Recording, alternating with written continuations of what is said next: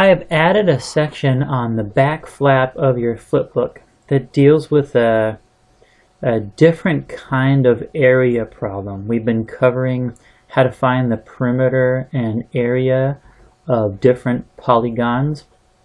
We've been dealing with triangles and rectangles or parallelograms, so 3-sided polygons and 4-sided polygons. But if you would, on your flipbook, turn to the back page. This is the Intro to IM2 flipbook. Flip it over, and you're going to see in the bottom left-hand corner there's this diagram with points A, B, C, D, and E on a coordinate grid. Go ahead and title this section as Area of Composite Shapes. And we're going to be trying to write a lot of information in here, so write small enough and neat enough so you're going to be able to read it later. Area of composite shapes. So we've been talking about area, but if you look at this shape, let's go ahead and connect the lines together so we can see what this shape looks like. I'm going to go ahead and use green. Use your straight edge if you would to get your sides nice and neat. I'm going to adjust this, so give me a moment as you guys do the same thing in your book. I'm going to do the same thing on my diagram here. Already you see as you're connecting the points, this does not look like the shapes we've dealt with already in class. This is not a triangle. It doesn't have 3 sides. It's definitely not a rectangle or parallelogram because it has more than 4 sides. Okay, if you still need some more time, pause the video for a moment. Okay, so we have this shape, and the reason we're calling it a composite shape, this word composite, why we're using that word is, in math, that word means that this shape is a combination of more than one shape that we recognize. Now, you can look at this and say, oh, this is the shape of a house. Yeah, that's fine, but we don't have any area formula to find the area of a house. It's not base times height. It's not 1/2 of base times height. There's no other formula because this doesn't match any of the shapes that we've talked about so far. But it's composite because it is made up of shapes that we recognize.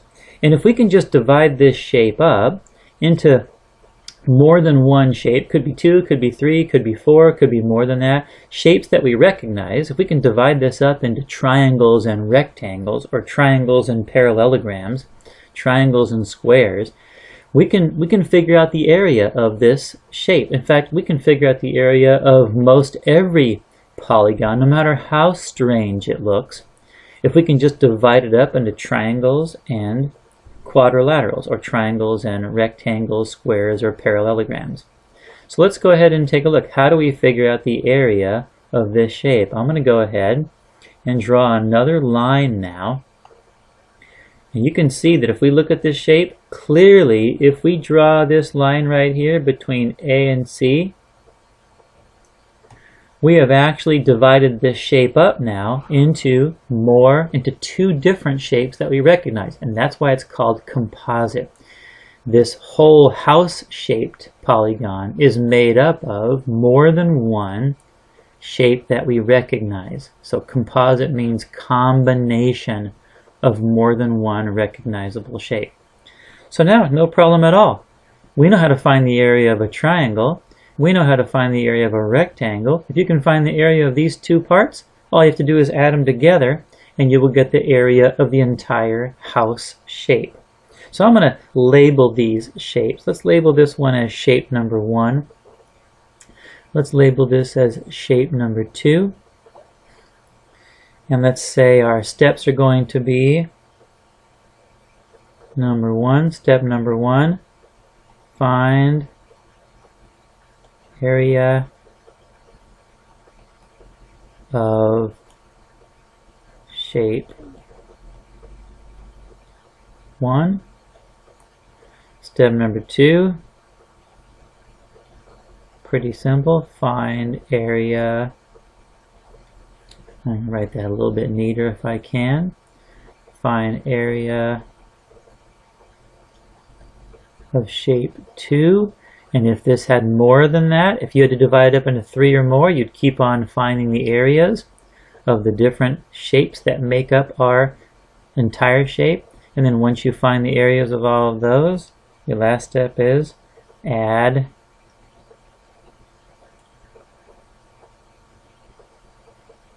the areas together. And that will give you the area of the entire shape. So find the area of shape 1. Let's go ahead and do that. Shape number 1 is a triangle. That means we know the area of a triangle. So I'm going to put here's our step 1. Okay, the area of our triangle is equal to 1/2 of base times height, which is equal to 1/2 of, let's take a look at our base. Well, the cool part is this triangle has a nice base looking right at us. We don't have to turn it or rotate it to find a base. The length of that segment AC is 1, 2, 3, 4, 5, 6, 7, 8. So the base is 8 units. Our height is just as easy. I can actually look here. There is a line that goes straight through our grid, straight down to the bottom of our base. And remember, to measure the height of a triangle, you have to measure a line segment that is perpendicular to the base, or a right angle to the base, and it passes through the top of the triangle. And that's 1, 2, 3. So the height of this triangle is 3. You can go ahead and plug that entire expression into your calculator. 1/2 times 8 times 3. I'm going to do it in steps. 1/2 of 8 is 4. And then we still have 3. So we know that the area of this triangle is 12. And I don't know what our unit of measure is. So it's going to be 12 units squared. There's our first area. Well, let's go ahead and find the area of shape number 2. Shape number 2 is a rectangle. We can see that because we know that this right here must be a right angle. This must be a right angle because this is AE is a vertical line, ED is a horizontal line, CD is a vertical line. So our area is base times height. Our base, we'll use the bottom side as the base. That is a length of 8. Our height, 1, 2, 3, is a height of 3. So base times height is 24. Remember, our unit of measure is units squared. Area is always in squared units. And now we've got our final step, step number 3. Add these two together. So we're going to add 12, which is the area of the triangle, plus 24, which is the area of the rectangle. And we've got a total area of 36 units squared. And if I'm going to write this in a sentence, which you should keep practicing doing that. Let's go ahead and write that out as a sentence. The area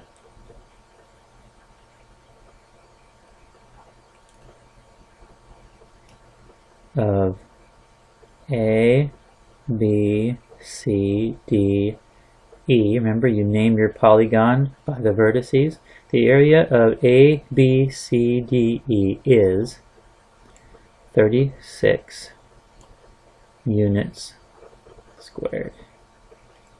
And that's how you handle every composite shape we'll be dealing with in this class.